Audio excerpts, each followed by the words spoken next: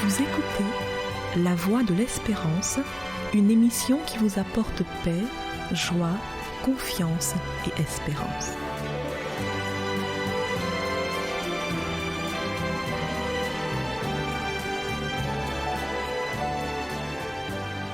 Bonjour la Guyane et bonjour à tous depuis la Guyane. Posons bien la question du mal. Ne posons pas mal la question du mal. Ces remarques d'introduction sont très importantes car nous voulons aujourd'hui réfléchir sur le mal. Comment ne pas réfléchir sur ce sujet qui nous préoccupe et qui nous touche tous les jours? Pas un jour ne passe sans qu'on entende parler de souffrances, de catastrophes naturelles, de guerres, de maladies, même sur des petits-enfants. Donc nous sommes tout le temps confrontés au mal. Et cela suscite beaucoup de questions en nous. Mais il faut bien se poser la question quand on aborde ce sujet, ou encore faut-il se poser les bonnes questions? Parce que la problématique du mal reste irrésolue sous certains aspects. Même la Bible ne révèle pas tous les détails sur le comment et le pourquoi de l'existence du mal. Cependant, sous d'autres aspects, nous avons beaucoup d'informations et des informations qui peuvent être rassurantes. Retenons quelques informations pour notre chronique. La première, c'est que Dieu n'est pas injuste et Dieu n'est pas distant dans notre souffrance. En effet, la Bible nous invite à de multiples reprises à contempler la croix de Jésus comme étant le cœur du christianisme.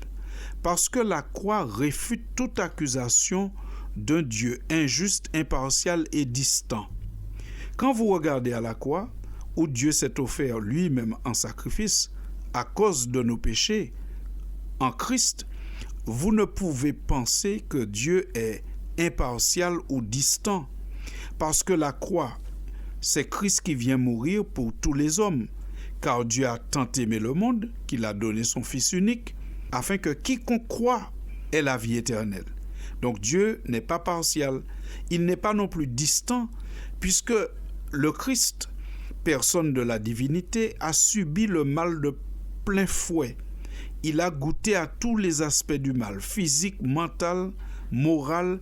Le Christ a été confronté à la souffrance en toutes circonstances. Donc, ici, nous avons une preuve que Dieu n'est pas distant et il n'est pas sans connaissance du mal qui nous frappe tous les jours, puisqu'il l'a expérimenté lui-même. La croix du Christ aussi enlève toute justification à l'existence du mal, car à la croix, que fait Jésus? Il donne sa vie. Et nous savons et nous reconnaissons qu'il n'y a pas de plus grand amour que de donner sa vie pour ceux qu'on aime. La Bible dit même que lorsque Christ va à la croix, il met le comble à son amour, c'est-à-dire la partie la plus haute d'une maison, c'est ce qu'il met à son amour. Il va au climax, au maximum de l'amour. Par conséquent, nous savons que nous avons affaire à un Dieu d'amour. Si c'est un Dieu d'amour, on ne peut pas penser que le mal est venu à l'existence parce qu'il a refusé un bienfait à quelqu'un, à un être qui aurait décidé, parce qu'il lui manque de quelque chose, d'aller le chercher ailleurs. Le mal n'a pas de justification. Dieu s'est donné en Christ afin de mourir pour nous, de sorte qu'il peut nous justifier sans compromettre sa justice, et son amour parfait apparaît au grand jour. Vous savez, la Bible dit que Dieu prouve son amour pour nous en ce que Christ est mort pour nous alors que nous étions encore des pécheurs. À peine mourrait-on pour un juste, mais lui, il est mort pour des pécheurs. Ce qui montre bien que Dieu est capable du plus grand amour. S'il est capable du plus grand amour pour l'être humain, on peut penser qu'il a toujours été capable du plus grand amour pour toutes ses créatures, et donc l'existence du mal ne se justifie pas parce que Dieu aurait manqué d'amour ou manqué de prendre soin de quelqu'un.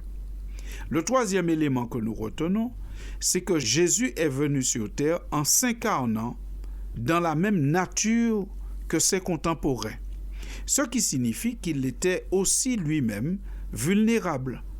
Mais de par son attachement au Père, sa communion avec le Saint-Esprit, il a donné un exemple à tous les humains. Il montre qu'il est possible de rester fidèle malgré le mal, de rester digne et maître de soi, attaché à ses convictions malgré le mal. Lorsque nous parcourons les évangiles, nous découvrons que Jésus résiste au mal sous toutes ses formes. D'abord, Jésus résiste à la tentation. Ensuite, il résiste à la torture physique et mentale. Et aussi, il résiste à l'exaltation précoce et inappropriée lorsque on a voulu le faire roi alors que ce n'était pas encore le moment. Ce qui nous montre que Jésus a résisté et qu'il a défait le mal sous tous ses aspects. Nous avons, nous aussi, donc, la possibilité de recourir à un ami, à un frère, comme Jésus se définit lui-même, qui a vaincu le mal et qui peut partager avec nous sa victoire. D'après 1 Jean 3, verset 8, Jésus s'est manifesté pour détruire les œuvres du diable. Et il est aussi venu pour réduire à rien par sa mort celui qui détenait le pouvoir de la mort, c'est-à-dire le diable. Passage à retrouver dans Hébreux 2, verset 14. Ce qui nous montre bien que si nous sommes en communion parfaite avec Christ, nous ne sommes plus esclaves de celui qui prétend nous faire le mal ou nous faire abandonner nos principes à cause du mal. Quatrièmement, nous savons que Dieu donne un soutien indéfectible à celui ou celle qui est confronté à la souffrance.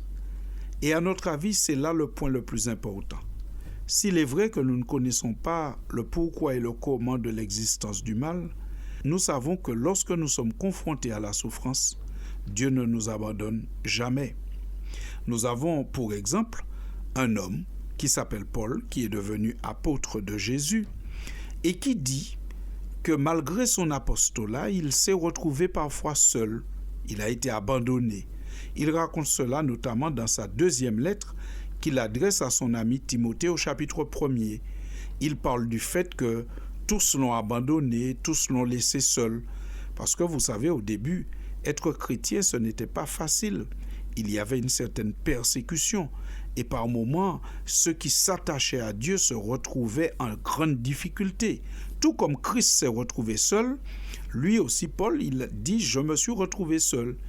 Et dans cette lettre qu'il adresse à Timothée, que vous lirez avec intérêt, à plusieurs reprises, notamment au chapitre 1er et au chapitre 4, il parle de ses souffrances et de cette solitude. Mais toujours, il ajoute que Dieu ne m'a jamais abandonné. Le Seigneur a toujours été avec moi pour me soutenir, soit parce que le Seigneur lui a envoyé un ange. À certains moments de son histoire, on voit qu'il est soutenu par un ange, ou soit parce que le Seigneur dispose une personne, une famille qui va le soutenir. Dans 2 Timothée chapitre 1er, il parle notamment d'un homme qui s'appelait Onésiphore, qui a été pour lui d'un grand secours. Cela nous encourage en nous disant que le mal, il existe, mais Dieu ne nous abandonne pas au mal. Il est toujours prêt à disposer quelqu'un ou un ange pour nous soutenir.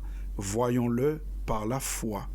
Et enfin, nous terminons par le fait que le mal, si on ne connaît pas tout de son origine, tout de son fonctionnement, on sait une chose qui est certaine, c'est que le mal sera détruit. Le mal sera complètement aboli au retour de Jésus. Un jour, Satan, qui est l'auteur du mal, qui est le vecteur principal du mal, sera détruit et le mal disparaîtra. Nous trouvons des textes très rassurants, aussi bien dans l'Ancien que dans le Nouveau Testament, où il nous est dit que le mal sera détruit, mais détruit d'une manière absolument totale. Le prophète Malachie, au chapitre 4 de son livre, emploie l'expression « La destruction ne laissera ni racine ni rameau », ce qui signifie que le mal sera détruit totalement. Chers auditeurs de la Voix de l'Espérance, je ne sais par quelle souffrance vous passez en ce moment, mais je vous rassure, si vous regardez bien à côté de vous, vous verrez que Dieu a toujours une main pour vous soutenir ou vous secourir. Peut-être que cette main, c'est un humain qu'il place à côté de vous, ou une providence, ou un miracle. Mais le Seigneur n'abandonne jamais ses enfants dans la souffrance. Il connaît la souffrance, il est passé par là. Toutes les souffrances, Jésus y a goûté. Donc, il ne peut rester insensible aux cris de ceux qui souffrent et qui ont besoin de soutien. Aussi, gardons courage, car bientôt, très bientôt, le mal ne sera plus et le royaume de Dieu sera installé.